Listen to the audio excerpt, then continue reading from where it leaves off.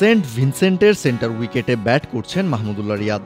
শ্রীলঙ্কার বিপক্ষে ম্যাচটায় বাংলাদেশকে জিতিয়ে মাঠ ছাড়লেও সাউথ আফ্রিকার বিপক্ষে ম্যাচটায় পারেননি। ছক্কা মারতে গিয়ে ক্যাচ তুলে দিয়েছিলেন বাউন্ডারি লাইনে। তাই নেদারল্যান্ডসের বিপক্ষে ম্যাচের আগে নিজের ব্যাটিং ঝালিয়ে নিচ্ছেন সাইলেন্ট কিলার মাহমুদুল্লাহ রিয়াদ। থ্রোয়ারের করা প্রথম বলটায় সজোরে ব্যাট চালিয়েছেন, তবে সীমানা ছাড়া করতে পারেননি। সেন্ট ভিনসেন্টের এক মাঠ কর্মী বাউন্ডারি লাইনে ক্যাচ ধরে ফেলেন বলটা। এ দেখে নিশ্চয়ই রিয়াদের সাউথ আফ্রিকার বিপক্ষে ম্যাচে আউট হওয়ার স্মৃতি মনে পড়ে যাওয়ার কথা। সেবার আউট হয়ে প্যাভিলিয়নে ফিরতে হলেও এবার ফিরতে হবে না। অনুশীলনে ভুল করলে আবার শুধরে ফেলার সুযোগ পাওয়া যায়। ব্যাট হাতে বাংলাদেশ দলের জন্য ঠিক কি করতে হবে সেই দায়িত্বটা বেশ ভালো মতোই আত্মস্থ করতে পেরেছেন রিয়াদ। তাই নিজের পরিকল্পনা থেকে সরে আসেননি, বরং শেখ মেহেদীর করা পরের বলটাতে আবার হাঁটু গেড়ে সজোরে ব্যাট চালিয়েছেন। এবার আর কোনো ফিল্ডারের হাতে ধরা পড়তে হয়নি, বরং বল গিয়ে আছড়ে পড়েছে গ্যালারিতে। 6টা রান আদায় করে নিয়েছেন মাহমুদুল্লাহ।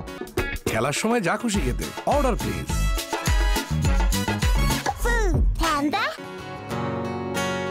মাঠে রিয়াদ যতটা না আক্রমণাত্মক, নেটে তার চেয়েও বেশি। প্রতিটা বলেই চার্জ করে খেলার চেষ্টা করেছেন। অল্প বল খেলে স্কোরবোর্ডে বেশি রান যোগ করার অনুশীলনটা ভালো মতোই সেরেছেন নেটে। অবশ্য রিয়াদকে কয়েকবার পরাস্ত করেছেন বোলাররাও। স্পিনার তানভীর ইসলামের পরের বলটাতে আবারও বেরিয়ে এসে মারতে চেয়েছিলেন, তবে ব্যাটে বলে হয়নি। টাইমিং না হওয়ায় ক্যাচ উঠে যায় উপরে। উইকেট হারিয়েছেন দেখে নিজের উপর কিছুটা বিরক্ত হতে দেখা গেছে রিয়াদকে।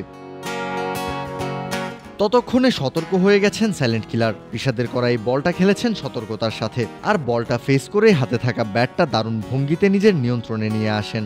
অনুশীলনে চটপটে আর ফুরফুরে মেজাজে থাকলেই কেবল এমনটা করা সম্ভব। রিয়াদের এমন হাসির কাণ্ড দেখে হাসলেন রিশাদও। ঠিক পরের বলটাতেই আফিফ হোসেনকে ছক্কা হাঁকাতে গিয়ে আউট হয়েছেন আরও একবার। আফিফের উল্লাস দেখেই সেটা আঁচ করা যায়। বারবার উইকেট হারিয়েছেন, তবুও নিজের পরিকল্পনায় অটুট থেকেছেন। দলের প্রয়োজনে বড় শট খেলার অনুশীলনটাই চালিয়ে গেছেন। নেদারল্যান্ডসের বিপক্ষে বাংলাদেশকে জিততে হলে ব্যাট হাতে অবদান রাখতে হবে রিয়াদকেও। বিশ্বকাপের দ্বিতীয় রাউন্ডে যেতে ডাচদের বিপক্ষে জয়ের কোনো বিকল্প নেই বাংলাদেশের সামনে। কাউসার শান্ত, ক্রিক ফ্রেঞ্জি।